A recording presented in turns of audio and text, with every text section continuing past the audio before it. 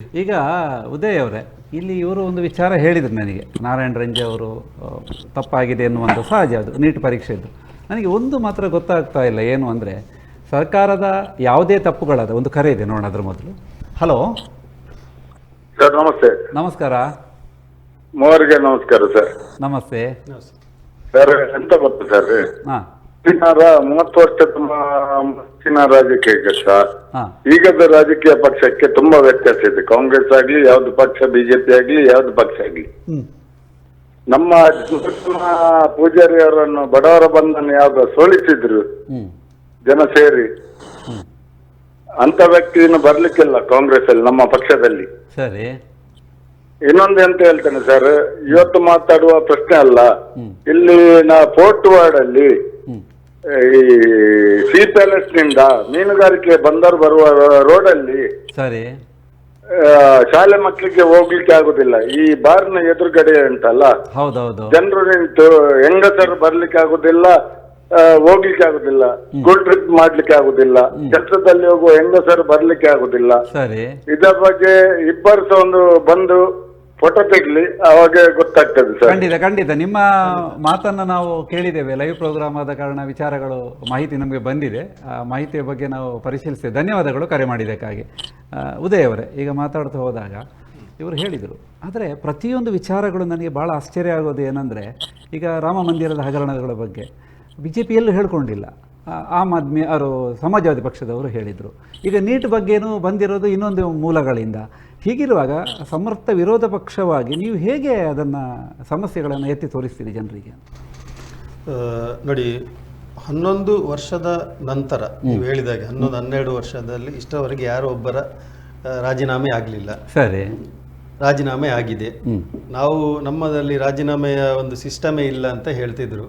ಆಯಿತು, ಬಹುಶಃ ಇದು ಪ್ರಥಮ ಬಾರಿಗೆ ನಮ್ಮ ಬಿಜೆಪಿಯ ಮಿತ್ರರು ಇಲ್ಲಿ ಬಂದು ತಪ್ಪಾಗಿದೆ ಅಂತ ಹೇಳಿ ಒಪ್ಪಿಕೊಂಡಿದ್ದಾರೆ. ಅಲ್ಲಲ್ಲ, ಅದು ಇವರು ಅಲ್ಲ, ಸಾಮಾನ್ಯವಾಗಿ ತಪ್ಪಾಗಿದೆ ಅನ್ನುವಂಥ ಅಲ್ಲ. ಇದು ಯಾಕಂತ ಹೇಳಿದ್ರೆ ನಾವು ಡಿಬೇಟ್ ಕೂತಿದ್ದಾಗ ಯಾರೊಬ್ರು ಬಿಜೆಪಿ ವಕ್ತಾರರು ಬಂದು ನಮ್ಮಿಂದ ಈ ವಿಚಾರವಾಗಿ ತಪ್ಪಾಗಿದೆ ಅಂತ ಹೇಳಿ ಯಾರವರ ಮಿನಿಸ್ಟರ್ಸ್ ಆಗಿದ್ದಿರ್ಬೋದು, ನಾಯಕರಾಗಿ ಹೇಳಿಲ್ಲ.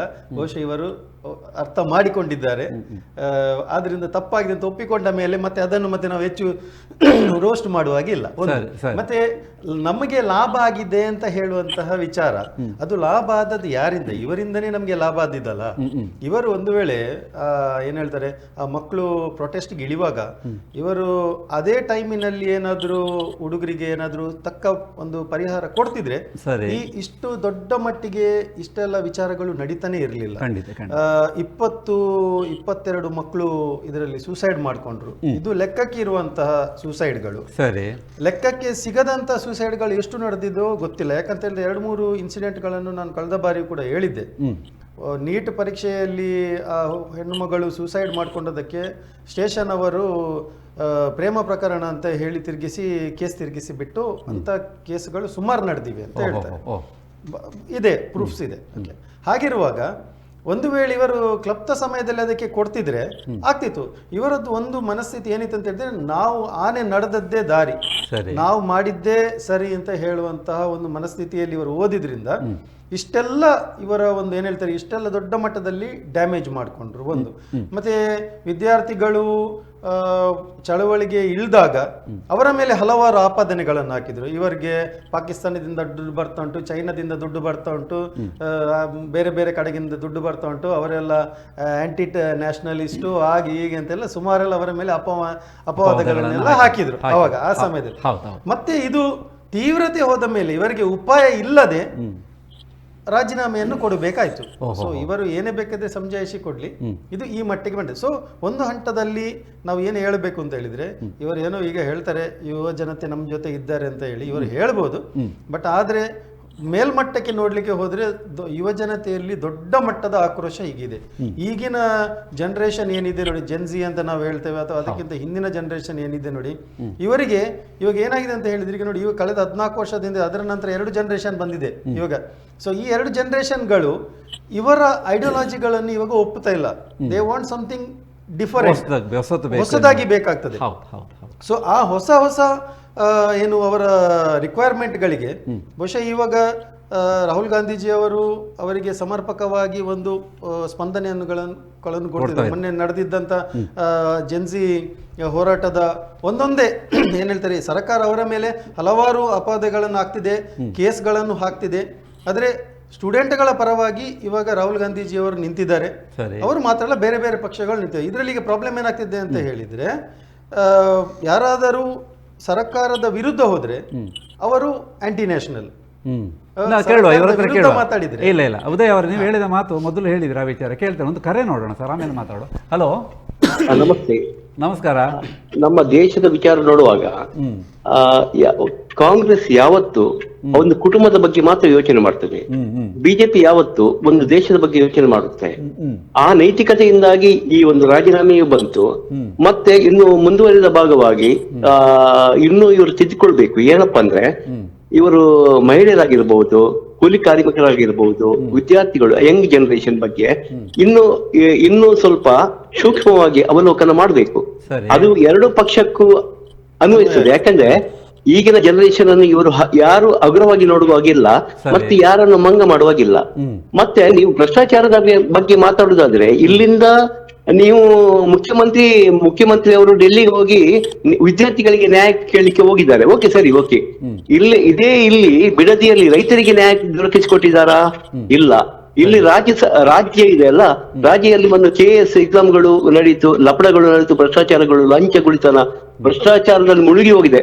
ಭ್ರಷ್ಟಾಚಾರದ ಪಿತಾಮಹ ಅಂತ ಹೇಳ್ಬಹುದು, ಅಥವಾ ಭ್ರಷ್ಟಾಚಾರದ ಗಂಗೋತ್ರಿ ಅಂತಲೂ ಹೇಳ್ಬಹುದು ಯಾವ್ದನ್ನು ಕಾಂಗ್ರೆಸ್ ಅನ್ನು ನಮ್ಮ ರಾಜ್ಯದಲ್ಲಿ ನೋಡುವಾಗ. ಇವರು ಎಷ್ಟು ಜನ ರಾಜೀನಾಮೆ ಕೊಟ್ಟಿದ್ದಾರೆ? ಈಗ ಶಿಕ್ಷಣಕ್ಕೆ ಸಂಬಂಧಿಸಿದಂತೆ ಏನೆಲ್ಲ ಅವಾಂತರಗಳಾಯ್ತು, ಆಗ ಶಿಕ್ಷಣ ಸಚಿವರು ಕೂಡ ರಾಜೀನಾಮೆ ಕೊಡ್ಬೇಕಲ್ಲ. ಅಲ್ಲಿ SC/ST ನಿಗಮದಲ್ಲಿ ಏನ್ ಗೋಲ್ಮಾಲ್ ಆಯ್ತು, ಅವರು ಕೂಡ ಈಗ ಕೊಡ್ಬೇಕಾಗಿತ್ತಲ್ಲ. ಬಟ್ ಅವರನ್ನೇ ಈಗ ಸಂಪುಟಕ್ಕೆ ಸೇರಿಸಿಕೊಂಡಿದ್ದಾರೆ. ಹಾಗೆ ಭ್ರಷ್ಟಾಚಾರ ಇನ್ನೊಬ್ಬರನ್ನು ನಾವು ತೋರಿಸಕ್ಕಿಂತ ನಾವು ಎಷ್ಟು ಸರಿದೇವನ್ನು ನೋಡಬೇಕಾದದ್ದು ಈಗ ಕಾಂಗ್ರೆಸ್ಸಿನೊಂದು ಮನೋಧರ್ಮ ಇರಬೇಕು. ಅದು ಒಂದು ನನ್ನದೊಂದು. ಆಯ್ತಾಯ್ತು, ಧನ್ಯವಾದಗಳು ಕರೆ ಮಾಡಿದ್ದಕ್ಕೆ ಧನ್ಯವಾದಗಳು. ಲಕ್ಷ್ಮೀನಾರಾಯಣ ಅವರು ಲೈನಲ್ಲಿ ಇದ್ದೀರಾ, ಸಂಪರ್ಕದಲ್ಲಿ ಇದ್ದೀರಲ್ಲ?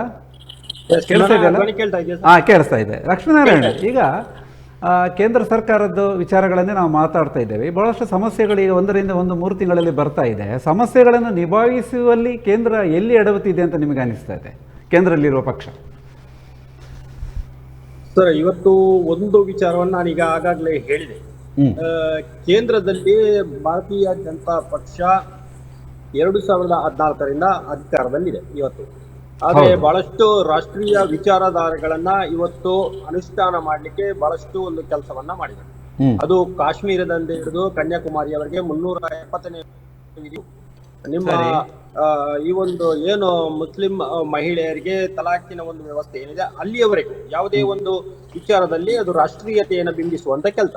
ಆದ್ರೆ ಇವತ್ತು ಈ ಒಂದು ರಾಷ್ಟ್ರೀಯ ವಿಚಾರಧಾರೆಯ ಕೆಲಸದಲ್ಲಿ ಒಂದು ದೇಶದಲ್ಲಿ ಯುವ ಜನಾಂಗಕ್ಕೆ ಇವತ್ತು ಏನು ಉದ್ಯೋಗವನ್ನ ಕೊಡಬೇಕಾಗಿತ್ತೋ ಆ ಒಂದು ಉದ್ಯೋಗವನ್ನ ಸೃಷ್ಟಿಸುವಲ್ಲಿ ಅದರ ಒಂದು ವೇಗ ಏನು ಸರಾಸರಿ ಅದು ಇವತ್ತು ಬಹಳಷ್ಟು ಕಡಿಮೆ ಹೇಳ್ಬೋದು. ಈಗ ಎರಡನೇದಾಗಿ ಇತ್ತೀಚೆಗೆ ನಡೆದಂತ ಏನು ಕಾಕ್ರೋಚ್ ಜನತಾ ಪಾರ್ಟಿಯ ಒಂದು ಹೋರಾಟ ಏನಿತ್ತು ಅದು ಇದೇ ಒಂದು ವಿಚಾರಧಾರೆಯಲ್ಲಿ ಮುಂದೆ ಬಂದಿರುವಂತದ್ದು.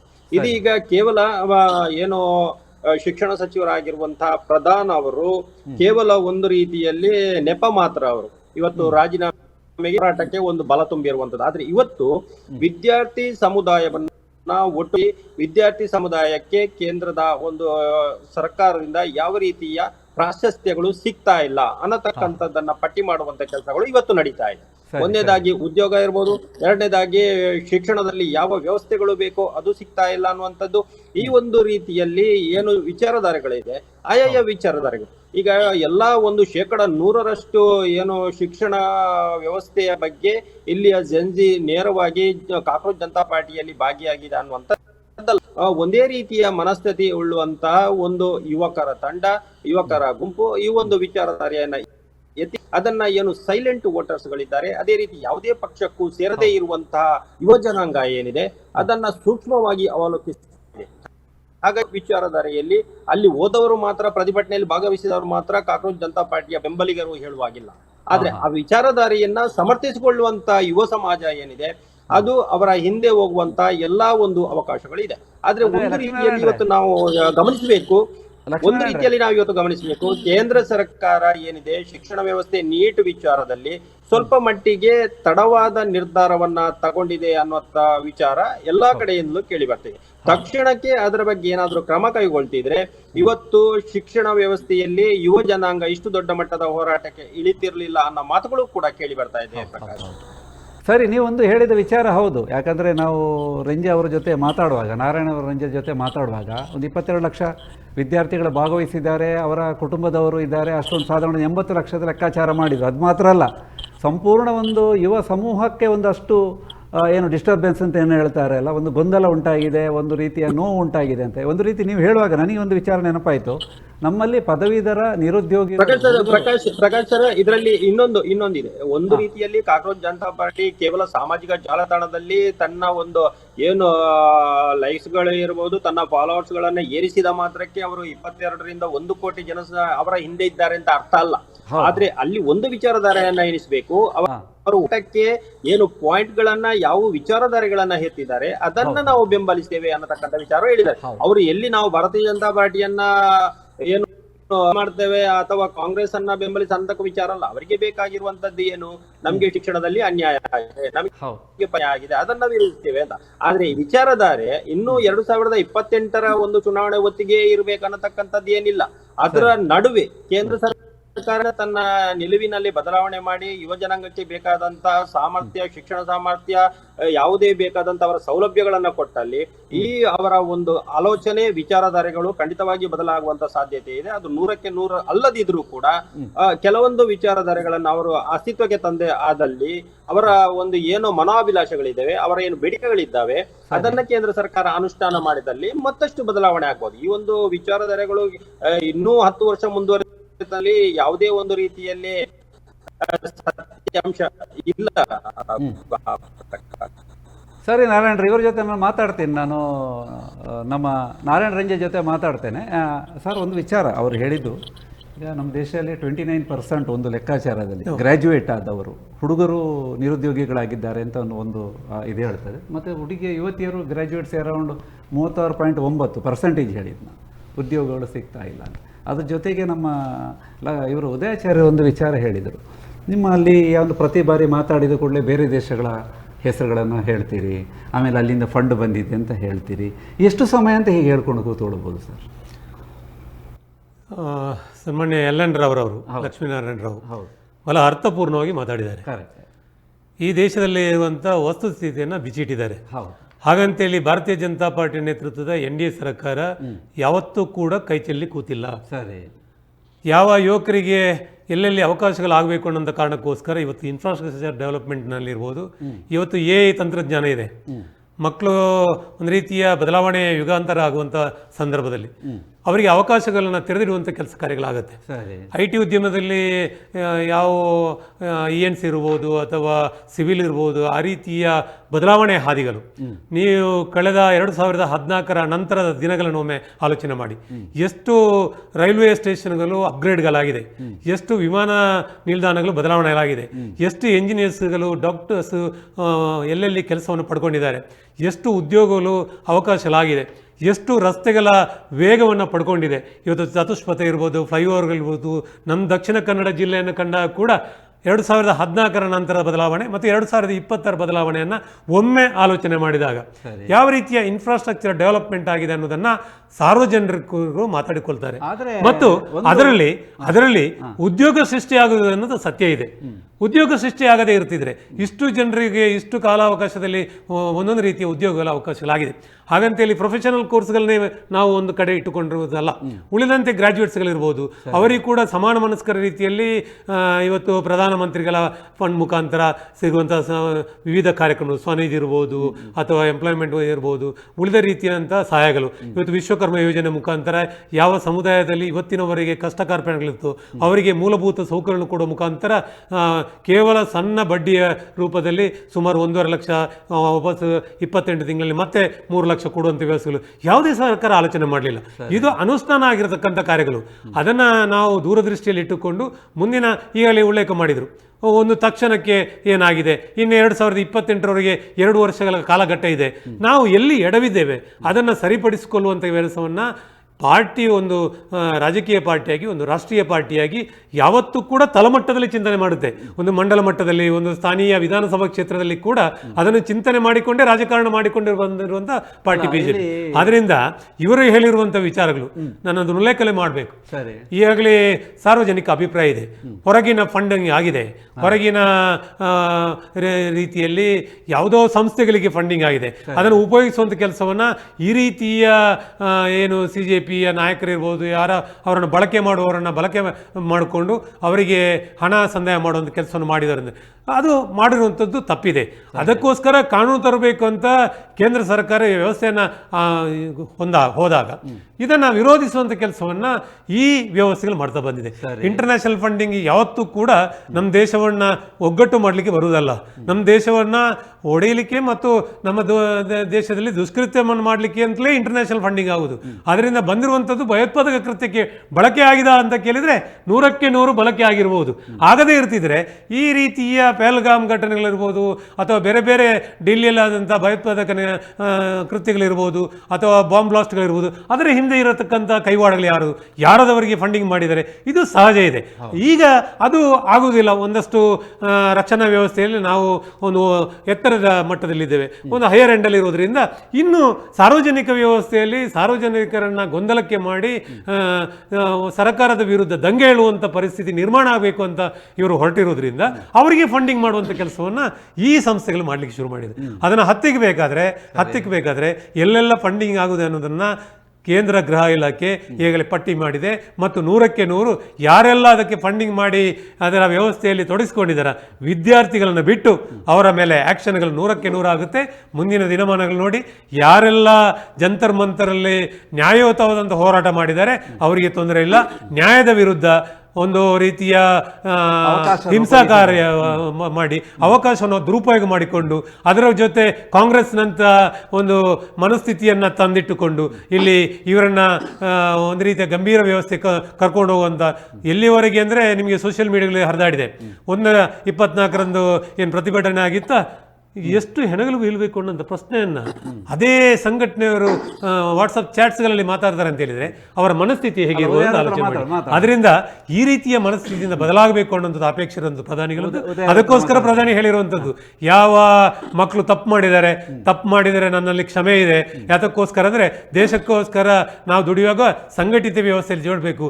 ಅದಕ್ಕೋಸ್ಕರ ನೇರವಾಗಿ ಅವರ ಮಾಧ್ಯಮದ ಮುಖಾಂತರ, ಅವರ ಮಾಧ್ಯಮ ಅಂದರೆ ಸೋಷಿಯಲ್ ಮೀಡಿಯಾದ ಮಾಧ್ಯಮದ ಮುಖಾಂತರ ಅವರನ್ನು ಮಾತಾಡಿಸುವಂಥ ಕೆಲಸ ನನ್ನ ದೇಶದ ಪ್ರಧಾನಿ ಮಾಡಿದ್ರು. ಮತ್ತು ತನ್ನ ತಾಯಿಯನ್ನ ಹೀನಾಯಮಾನವಾಗಿ ಬೈದಾಗ ಅದನ್ನು ಕೂಡ ಮನಸ್ಸಿನಲ್ಲಿ ಒಂದು ರೀತಿ ಭಾವನಾತ್ಮಕವಾಗಿತ್ತು. ಅದು ಆ ವಿಡಿಯೋ ಏನಾಗಿತ್ತು ಅಂತ ಹೇಳಿದ್ರೆ ಕೈ ನಡೆದಿದ್ದು. ನಾನು ಹೇಳುವಂತ ಸತ್ಯ ಹೇಳಿ, ಯಾತಕ್ಕೋಸ್ಕರ ಅಂತ ಹೇಳಿದ್ರೆ ನನ್ನ ದೇಶದ ಮಕ್ಕಳು ಸರಿಯಾದ ದಾರಿಯಲ್ಲಿ ಹೋಗದಿದ್ದಾಗ ಅವ್ರನ್ನ ಎಚ್ಚರಿಸುವಂತ ಕೆಲಸವನ್ನು ಒಬ್ಬ ಪ್ರಧಾನಿಯಾಗಿ ಅವರು ಮಾಡಿದ್ದಾರೆ. ಮತ್ತು ಭಾರತೀಯ ಜನತಾ ಪಾರ್ಟಿ ಸ್ಥಳೀಯವಾಗಿ ಮತ್ತು ರಾಷ್ಟ್ರೀಯ ನೆಲೆಯಲ್ಲಿ ಮತ್ತು ವಿವಿಧ ಸ್ತರದಲ್ಲಿ ಈ ರೀತಿಯ ವ್ಯತ್ಯಾಸಗಳಾಗುವಂಥ ಕುಟುಂಬಗಳನ್ನು ಅಥವಾ ಮನೆಗಳನ್ನು ಸಂರಕ್ಷಿಸುವಂಥ ಕೆಲಸವನ್ನು ಬಿಜೆಪಿ ಮಾಡಿಯೇ ಮಾಡುತ್ತೆ. ಮತ್ತು ಆ ಮನೆ ನಮ್ಮ ಜೊತೆ ಇರುತ್ತೆ.